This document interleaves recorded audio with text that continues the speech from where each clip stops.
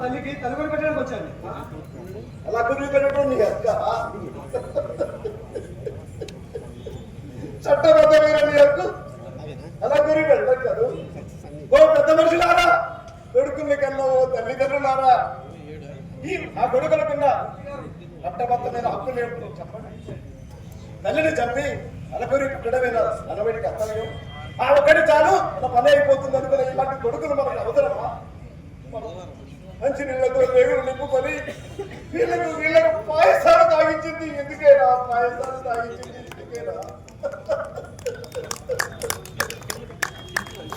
వీళ్ళ చదువులకని, జలసాలకని, కాలేజీ ఫీజులకని మన ఆస్తులన్నీ అప్పులు చేసి వీళ్ళని పెరిగేలా చేసి మనం కొవ్వొత్తులా పెరిగిపోయేలా చేసింది ఎందుకైనా? ఎందుకైనా నలుగురికి ఆశపడేనా మనం చేసేది?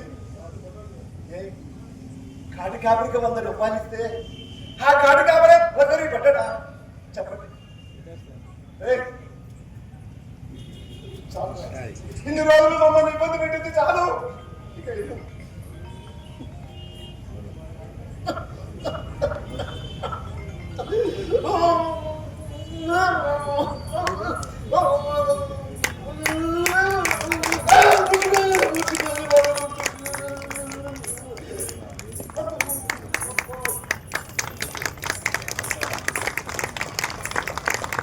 ఓకే, చక్కటి ఏకపాత్రాభినయం అందించినటువంటి మన అల్ల నాగేశ్వరరావు, వారితో పాటుగా కొడుకు పాత్రలో జి శ్రీనివాస్, కళాభవన సభ్యులు